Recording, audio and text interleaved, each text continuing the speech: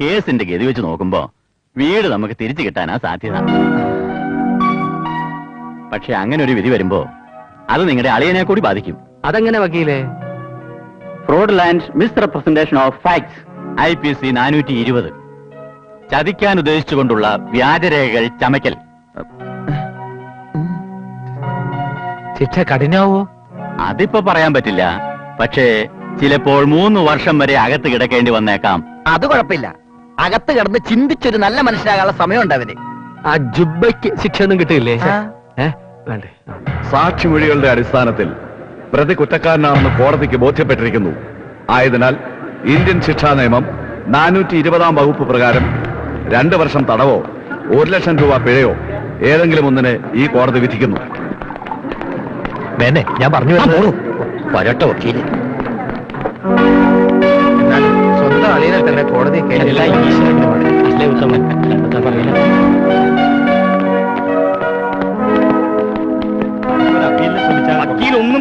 ജയിച്ചൊന്നും വരുന്നുണ്ട്. ഇതിനെല്ലാം എണ്ണി ഞാൻ പകരം ചോദിക്കും. ഓർത്തോ? വേണ്ട, നിന്റെ കയ്യൊക്കെ ഞങ്ങളോട് വേണ്ട. ഇനിയെങ്കിലും നിന്റെ തെറ്റുകൾ മനസ്സിലാക്കാൻ ശ്രമിക്കടാ. ഞങ്ങൾക്ക് നിന്നോട് ഒരു വിരോധമില്ല. ഇനിയെങ്കിലും നീ എല്ലാം മറന്ന് ഞങ്ങളോട് സ്നേഹത്തോടെ പെരുമാറാൻ നോക്കും. അങ്ങനെ ഇപ്പൊ മറക്കണ്ട. നിങ്ങൾ എന്നോട് ചെയ്ത് എന്നും എന്റെ മനസ്സിലുണ്ടാവും. കളഞ്ഞിട്ട് വാ ചെയ്യാ.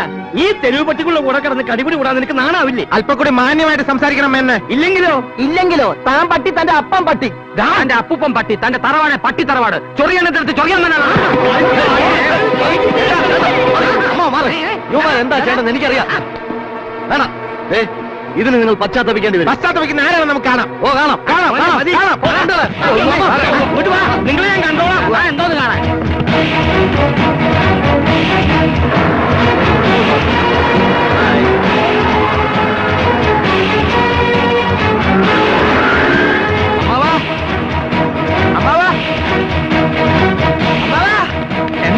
എന്താ? സത്യം ജയിച്ചു. കേസിലെ ജുബ്ബാമേനോൻ തോറ്റു തൊപ്പിയിട്ടു. വീടിന്റെ ഉടമസ്ഥ അവകാശം അമ്മാവൻ തന്നെയാണെന്ന് കോടതി വിധിച്ചു. അമ്മാവൻ ആഗ്രഹിച്ച പോലെ സ്വന്തം വീട്ടിൽ വെച്ച് തന്നെ നമുക്ക് സുധയുടെ വിവാഹം നടത്താം. എന്താ അമ്മാവ് ആലോചിക്കുന്നേ? ഒന്നുമില്ല.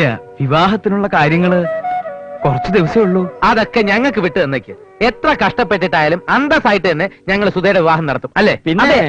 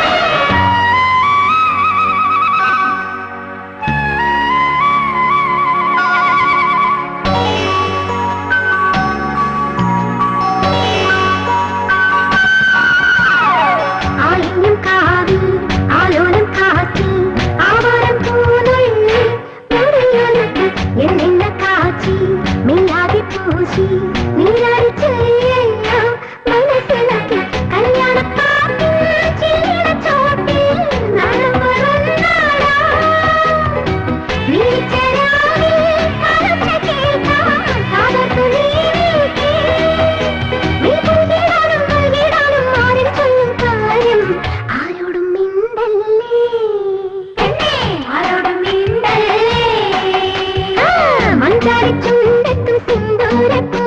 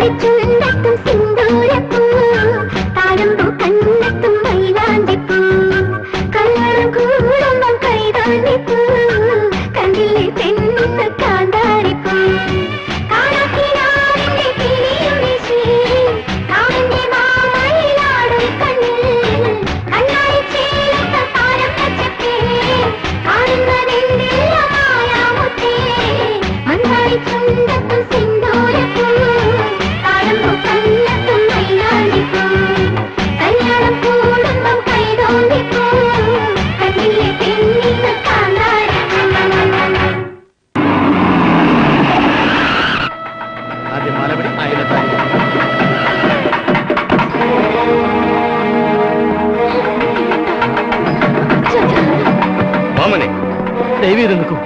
അജയ, പ്രശ്നം ഉണ്ടാക്കരുത്. നടക്കാൻ പോകുന്ന നിന്റെ പെങ്ങളുടെ കല്യാണമാണ്. ഇപ്പൊ അവന് അങ്ങനെയുള്ള ബന്ധങ്ങളൊന്നുമില്ല. നിങ്ങളൊക്കെ കൂടി അവനെ കോടതി കയറ്റിയില്ലേ, അതോടെ തീർന്നു. അതൊക്കെ കഴിഞ്ഞ കാര്യങ്ങളല്ലേ, എല്ലാം നമുക്ക് മറക്കാം. അതങ്ങനെയൊന്നും മറക്കാൻ പറ്റില്ല. അജയ, എന്ത് നമുക്ക് പറഞ്ഞു തീർക്കാം. ഈ ചടങ്ങൊന്ന് കഴിഞ്ഞോട്ടെ. നിങ്ങൾ തന്ത്രങ്ങളൊക്കെ എനിക്കറിയാം. ഒരിക്കൽ നമുക്കിട്ടൊന്ന് പണിതല്ലേ. അജയ, ചെന്ന് എഴുതി വാങ്ങിക്കടാ. ഇതുപോലൊരു അവസരം വേറെ കിട്ടാനില്ല. ചെല്ലട വേഗം. ഇത് ശരിയല്ല സാർ. ഏത് ശരിയല്ലെന്ന്? എടാ, ഈ കല്യാണം ഞാൻ നടത്തില്ല. എങ്കിൽ അത്